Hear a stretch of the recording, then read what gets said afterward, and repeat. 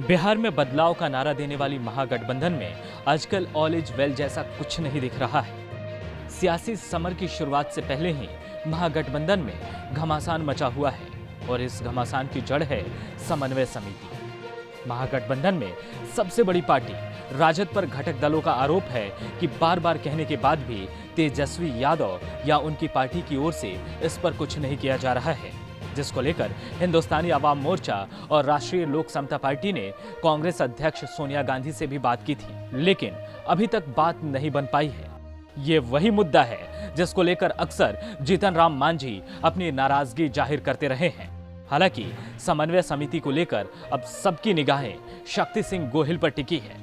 बताया जा रहा है कि शक्ति सिंह गोहिल पटना आने वाले हैं, जहां वो कांग्रेस की एक बैठक में शामिल होंगे, जिसके बाद समन्वय समिति पर कुछ फैसला हो सकता है। हम और रालोसपा को इस बैठक से बहुत उम्मीदें हैं। हिंदुस्तानी आवाम मोर्चा, कांग्रेस और रालोसपा की तमाम कोशिशों के बावजूद अब तक समन्वय समिति नहीं बन पाने का ठीकरा राजद नेता तेजस्वी यादव पर फोड़ा जा रहा है। हालांकि राजद ने समिति पर सहमति बनाने के लिए पार्टी के प्रदेश अध्यक्ष जगदानंद सिंह को अधिकृत कर दिया है। महागठबंधन में समन्वय समिति बनाने का मामला सबसे पहले जीतन राम मांझी ने उठाया था। पिछले लोकसभा चुनाव में सहयोगियों के साथ सीट बंटवारे का मामला फंसने के बाद से ही मांझी ये मांग करते रहे हैं, लेकिन राजद ने मांझी की मांग को कभी तवज्जो नहीं दी, जिससे नाराज होकर मांझी कई बार अलग रास्ते पर जाने की धमकी भी दे चुके हैं।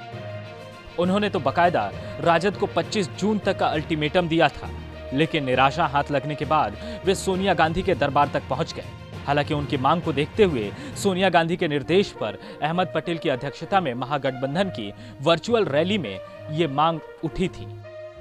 बैठक में राजद की ओर से मनोज झा ने समन्वय समिति पर अपनी सहमति दी थी और वादा किया था कि जल्द इस पर फैसला लिया जाएगा, लेकिन कुछ नहीं हो पाया। तो दूसरी ओर मांझी ने भी अब 11 जुलाई को अपनी पार्टी के कोर कमेटी की बैठक बुलाई है। अब देखना यह होगा कि समन्वय समिति का मामला निपटता है या फिर राजद कोई नई चाल चलकर सहयोगियों को चारों खाने चित्त करने में सफल होता है।